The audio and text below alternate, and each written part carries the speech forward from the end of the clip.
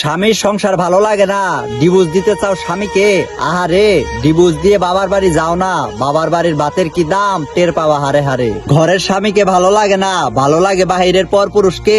তবে শোনো, আল্লাহর পরে যদি কাউকে সেজদা দেওয়ার হুকুম থাকতো তাহলে সেজদা দিতে হতো কিন্তু তোমার স্বামীকে। স্বামী তোমায় অবহেলা করে, ভালোবাসে না তোমাকে, ধৈর্য ধরে বুঝাতে হবে, স্বামী কিন্তু সে। খোঁজ খবর নিয়ে দেখো ফেরাউন কি অত্যাচারী না করছে আসিয়াকে। জীবনে কিছু দিতে পারে নাই তোমার স্বামী তোমাকে, তাই নিয়ে অবহেলা করো? মনে রাখো এই স্বামীর পায়ের নিচেই কিন্তু তোমার ব্যস্ত থাকবো। অন্য পুরুষের কাছে সুখ খুঁজো, স্বামী সময় দিতে পারে না বলে? মনে রাখো আল্লাহ ক্ষমা করবো না তোমার স্বামী মনে কষ্ট পেলে। স্বামীর ব্যবহার কথা ভালো লাগে না, ভালো লাগে বাহিরের মানুষের কথা? মনে রাখো যাহার নাম ছাড়া কোথাও জায়গা হবে না, স্বামীর মনে দিলে ব্যথা।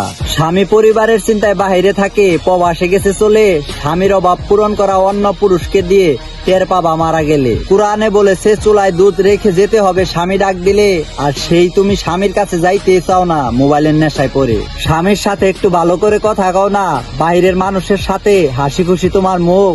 স্বামীর কাছে ভালো লাগে না, খুঁজো অন্য জায়গায় সুখ। খুঁটা দেওয়ার স্বভাব তোমার, সবার সামনে স্বামীকে করো ছোট, এইটা কিন্তু ঠিক না। তুমি তার বিয়ে করা বউ, অপমান করতে পারো না।